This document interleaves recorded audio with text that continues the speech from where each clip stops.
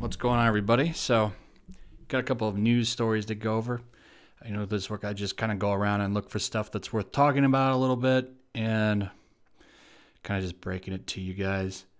So, first up, Venom turns out to be very successful, which almost guarantees some sequels.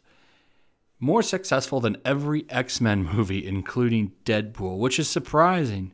So it looks like them toning it back to PG-13 looks to have been a smart move, at least financially for them.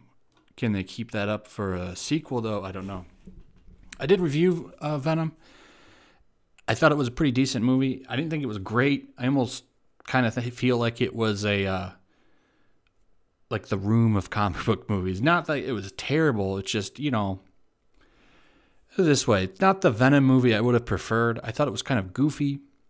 I feel like Venom should be a dark movie, you know, but either way, it wasn't bad. I did enjoy it.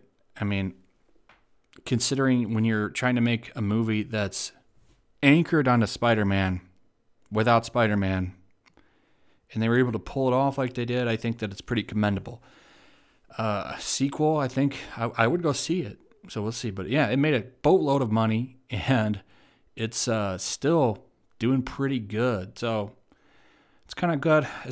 I love good comic book movies, so you know that's always good to see. The only drawback, though, is this kind of puts doubts on them ever making a Spider-Man Venom movie. You know, kind of curbs the black suit storyline ever being done, which I still say would be an excellent two-part movie where you have Peter find the black suit, wear it for the first movie, lose it in the first movie, Venom introduced at the end, cliffhanger, Venom Spider-Man movie. And then, you know, that I've always thought that would be a cool idea, be a good way to do it.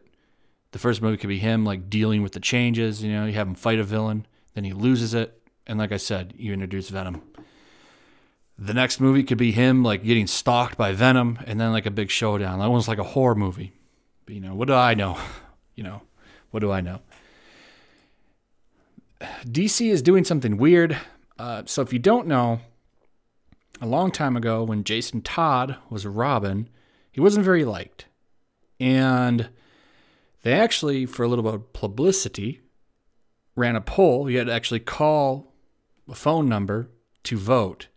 And the fans all got to vote if Jason Todd lives or dies in the upcoming run. Joker ended up killing him, obviously, so we know the fans voted for him to die. It's pretty cool. I don't think anything's ever been done like that again, but they seem to be replicating it. Now, I don't think that he's actually going to die again, but they're just it's like an anniversary thing, kind of starting up. You can see the ad here. It's pretty cool. This is really old school stuff, but you see here, the Joker fails and Robin lives. The Joker succeeds and Robin will not survive. You don't see anything like this anymore. It's kind of sad. This is really cool, really good fan interaction. I ended up going to the website here, and you can actually vote on the poll. Would Jason Todd live or die? If you could rewrite history. So if they were to do this again today, where would people vote? And let's see. I have no idea this is going to turn out. Let's see. Jason Todd has been brought back. They've been kind of moving him along. He's a little bit more popular now. The Joker succeeds. I wouldn't want him to die. I don't know. Look at that. The Joker fails and Robin dies. Look at that vote difference. That is pretty cool. So this is kind of fun. DC's pretty good at doing these fun little things like this. It's funny that you get stuff like this from DC, but if you go to Marvel's website and YouTube, it's all about cooking Daredevil cookies and stuff like that. So DC, I like that they're trying to keep it all about the comics and the characters and not cooking lifestyle cookies. Justice League, Outsiders. So if you're like me and you really dig this show, a lot of people are like, oh, I just want them to do the Justice League. Well, yeah, but this was still a really fun show. Like the one show that could get me to sign up for the DC Universe thing pops out January 4th, 2019. I actually did a video on this a while ago. The trailer looks really cool. I'm generally pretty excited for this. I do want to watch this, and if anything could make me sign up for DC Universe, at least to watch this could do it.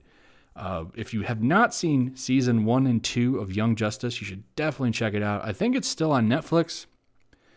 Oh no, they probably pulled that off of Netflix for the streaming service. Either way, it comes out January 4th. If you can find a way to watch season 1 and 2, I highly recommend it, and then decide if you want to watch it, because these were really good seasons. It's a really good story. DC, man, their animated properties, they do a great job on. I don't know why they don't get the people that manage the animated stuff and move them to the movies, because they actually seem to know what the hell they're doing. It's crazy, right? Yeah, but the animated stuff is damn good. This was a damn good show, so I'm generally pretty excited about Young Justice season 3. Pretty excited. That was a great show. And some good news for the people that actually bought the season pass for The Walking Dead's final season from Tall Tales. It looks like Skybound has started development, and the staffers are back and resuming their duties on the last season. So that's good news for some people. I got kind of tired of these games. The first one I really liked, but after that I just got annoyed. And I thought this was really interesting. YouTube now streaming free movies to lure you away from Netflix. If you didn't know, you can actually rent movies on YouTube, because they want to desperately be like Netflix now and totally break away from the content creator aspect that they were doing forever, which is actually why people are interested in YouTube. They want to come see, videos by people like me, all the way up to Logan Paul, I guess, PewDiePie. I don't know. I watch smaller YouTubers all mostly. So did they give a list of movies on here? The Terminator, Legally Blonde, Rocky, plus the sequels, Monsters, and some indies, all free. So that's pretty cool. If you're looking to watch a movie for free, check this out. The Terminator, I'm guessing probably just Terminator 1. They didn't say anything about the sequels. It's a decent movie. If you've never seen it, hell, go watch it for free on YouTube. Yeah, so this is kind of cool. I'm just showing it because I thought this was neat.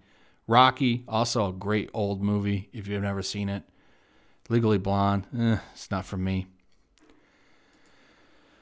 I was almost going to do a full video on this, but I was like, I'll just cover it over real quick. A lot of people are kind of like, what, for this? So there's a new Xbox One model coming out with no disk drive. This is weird to me, but also makes a lot of sense to me. So, more and more we move towards digital. A lot of people are into the digital game.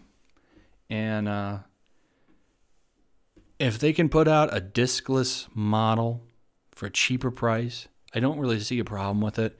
They're not, saying we're replacing all of the units with discs.